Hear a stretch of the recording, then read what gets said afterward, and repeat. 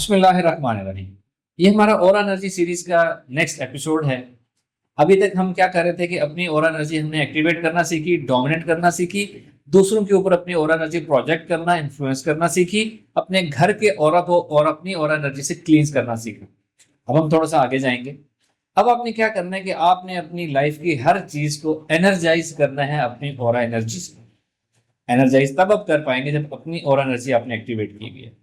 आप क्या क्या चीज एनर्जाइज कर सकते हैं? आप सबसे पहले जो अपने घर में हैं, आप अपने घर में आपके कोई इक्विपमेंट है, सबसे नजदीक इक्विपमेंट हर शख्स है आजकल, उनका स्मार्टफोन, मोबाइल होता है, वॉचेस होती हैं।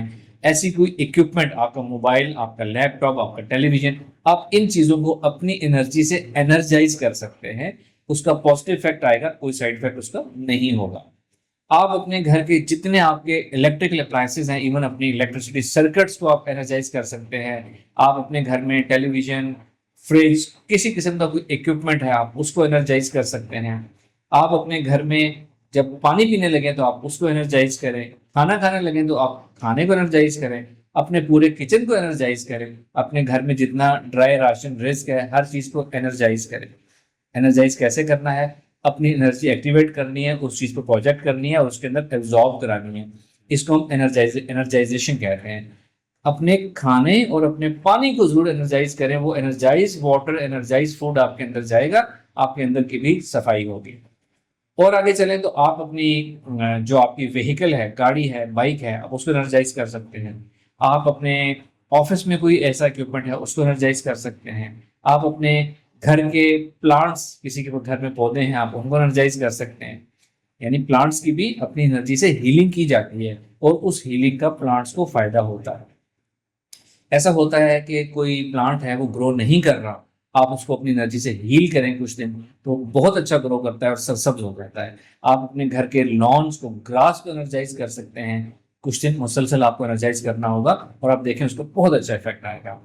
इसी तरह आप अपने किसी प्रोसेस को, किसी लाइफ के इवेंट को एनर्जाइज कर सकते हैं। कोई इंपॉर्टेंट एक्टिविटी है, कोई फंक्शन है, कोई ऑफिस की इंपॉर्टेंट मीटिंग है, आप उस पूरे के पूरे प्रोसेस को, पूरे के पूरे सिस्टम को एनर्जाइज कर सकते हैं। उससे होगा क्या कि वो स्विफ्ट हो जाएगा, उसका वो कंप्लीट होना, प्रोसेस का कंप्लीट होना स्विफ्ट और अच्छा और आसान हो जाएगा और उसके अच्छे रिजल्ट्स होंगे। और आगे चलें तो आप अपने घर में अपनी मेडिसिन को एनर्जाइज कर सकते हैं। इसी तरह अपने आप को एक्टिवेट करें, एनर्जी को, मेडिसिन पे एनर्जी को प्रोजेक्ट करें, उसमें एब्जॉर्ब करें। कुछ देर अपनी एनर्जी को वहीं पे उसके अंदर रहने दें, प्रोजेक्ट रहने दें, उसके अंदर उसको लेके जाएं। इससे आपकी मेडिसिन एनर्जाइज हो जाएगी, उसका आपको इफेक्ट ज़्यादा अच्छा आएगा।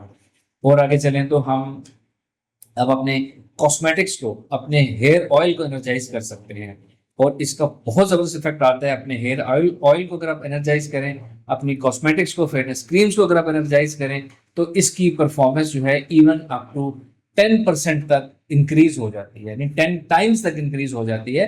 आपके हेयर ऑयल, आपकी कॉस्मेटिक्स, आपकी जो स्किन की यूज करने वाली जो भी चीजें होती हैं, आप वो एनर्जाइज करें। और इनके हमने बहुत अच्छे इफेक्ट्स देखे हैं कि एनर्जाइज करके किसी को हमने कोई चीज दी तो उसके बहुत जबरदस्त रिजल्ट्स आते हैं।